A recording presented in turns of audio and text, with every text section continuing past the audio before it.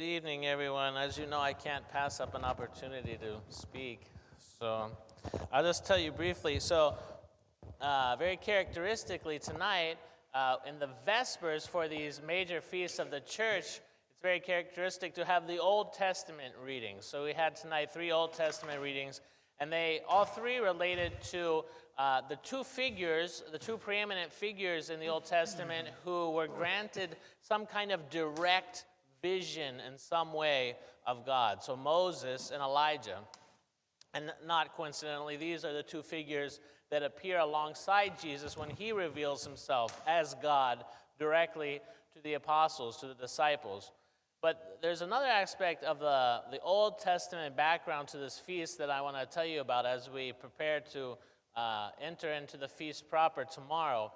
So the background of this feast is the Feast of Tabernacles, or the Feast of Booths, Sukkot, as I believe it's pronounced in Hebrew. And this is actually a feast that's still kept in Jewish communities to this day. So at the synagogues here in Birmingham, you'll see them celebrating this Feast of Booths sometime during this month. I'm not exactly sure when they have it. But this is actually a feast that was commanded by God in Deuteronomy. And in Deuteronomy, it says that it establishes the feast. And like many of the feasts in the Old Testament, it originally was an agricultural feast. So this is a feast at the end of the summer of harvest. So the people of Israel would harvest the fields that God had granted them through good weather and through proper rain. They would harvest the fields, they would give the first fruits to God, and then they would enjoy the fruit of their labor in the presence of God. So it was primarily an agricultural feast, and it was set apart that for 8 days, there would be 8 days of feasting to celebrate the harvest. And what this turns into, so it was commanded by God, and it was something the Israelite people kept for every year. But over the years, it took on also a significance as a remembrance of the Exodus from Egypt. So the Exodus led by Moses out of Egypt to the Promised Land, where they wandered in the desert for 40 years. And during this time, they lived in these movable tents or booths or tabernacles. And actually, even God himself, his presence was made in tabernacles, in a tent. So they had this portable temple, a portable church, we could say, that they brought along with them so that God himself would be with the people. As Moses said in the reading tonight, he asked God to be with them, to lead them during this journey. So everywhere they went, as they journeyed from Egypt, they would set up their own tents to sleep in, but they would also set up this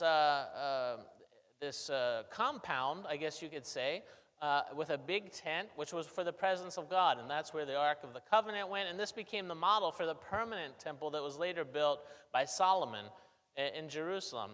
So it's a remembrance that God himself dwelt in these tents. And so now, the feast kind of morphs and adds on another layer of meaning, this Feast of Booths, where they would sleep. They would construct these booths out in the fields where they were harvesting, and they would sleep out in the fields, and there the feast would take place, out in the fields directly. So this then gives way to the final meaning of the feast. So all of this is kind of a preparation, like many things in the Old Testament, as St. Maximus says, that the Old Testament are shadows of the things to come, shadows of the things to come. We await the reality at the end of time, which Christ brings to us as the one who is coming. So what does that mean? So for us, the Feast of the Transfiguration is actually the Christian Feast of the Tabernacles. It's the Christian Feast of Sukkot, the Feast of Booths, the Feast of Tabernacles, all these names for the same feast. How is this? Because now, and remember what Peter says. So we know that it was during this time of tabernacles that this event of the Transfiguration took place. And then the Gospels, it said, and it took place, actually one of them says, it took place 8 days after, and one says it took place 6 days after. And these are actually just 2 different ways of counting time the same way. One is with the first and end date inclusive, and one is the first and end date exclusive. But it was this was the full period of the Feast of Tabernacles. It was 8 days. So Jesus establishes he shows them the true and final meaning of this feast. It evolves, it's been evolving until now. He shows this is what the feast has been pointing to the whole time, that he himself as God is tabernacling, is dwelling in a tent of the human body. So, and this is the same word that John uses at the beginning of the Gospel of John, when it says, and the Word dwelt among us. Remember in the first verses of the first chapter of John? The word there is actually tabernacled. He tabernacled among us. He lived in a tent among us. And what was that tent? It wasn't the tent or booth that they had in the harvest field for the Feast of Tabernacles. It was the tent or booth of this body, of this human flesh. Underneath, inside that tent, just like in the wilderness, when they constructed the tabernacle, the tent for God, and God's presence dwelt in there, now this was being fulfilled in the tabernacle or tent of the human flesh that Jesus took on, and God himself dwelt in there. And in the Transfiguration, he lets them into the veil of the tent. He lifts open the veil and lets them come into the tabernacle where God dwelt, and they see God himself.